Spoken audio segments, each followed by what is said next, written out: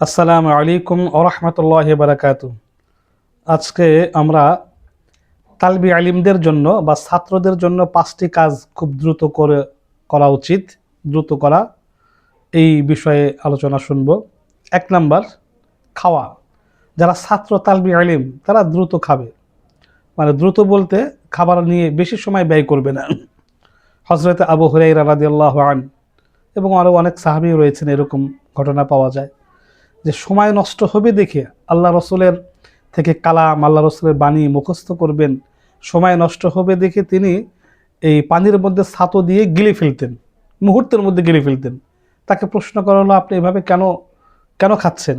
একটু ভিজিয়ে সুন্দর করে শক্ত করে কেন খাচ্ছেন না?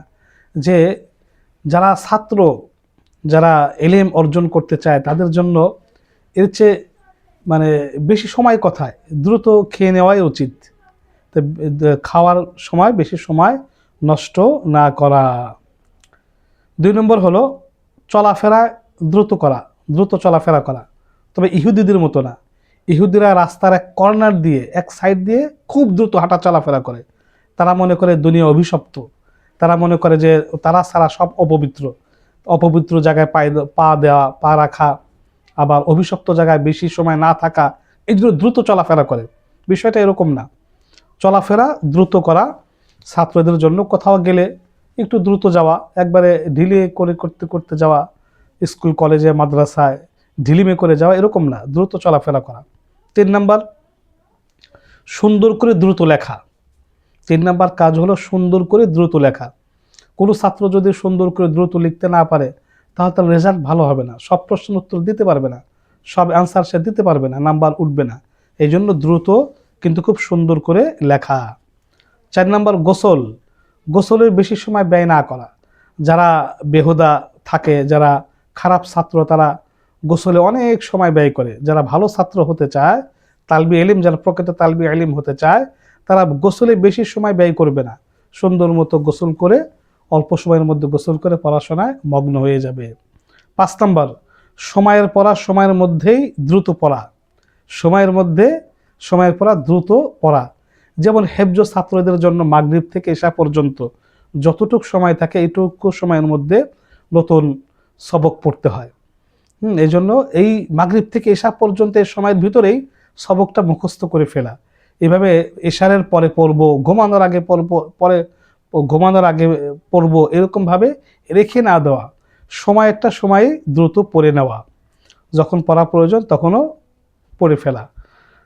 তারপরে কিছু আরও কাজ রয়েছে, কম ঘুমানো। যারা ছাত্র তারা কম ঘুমাবে, হ্যাঁ, এবং খুব ভোরে উঠে সেই সবক হোক বা যে কোনো পড়া হোক, স্কুল কলেজ মাদ্রাসার ছাত্রী হোক, খুব ভোরে উঠে পড়বে।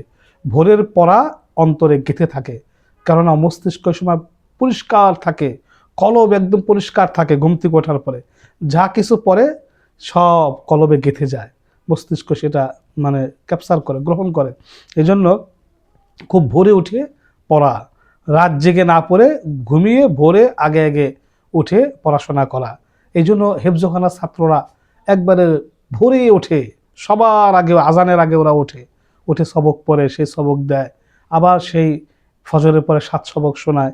এইভাবে ভোরে ভোরে পড়া, দিলের কান দিয়ে পড়া, দিলের কান দিয়ে পড়া, চোখ এবং কলব, মানে চোখ, কলব, কান, তিনটার সমন্বয়ে পড়া।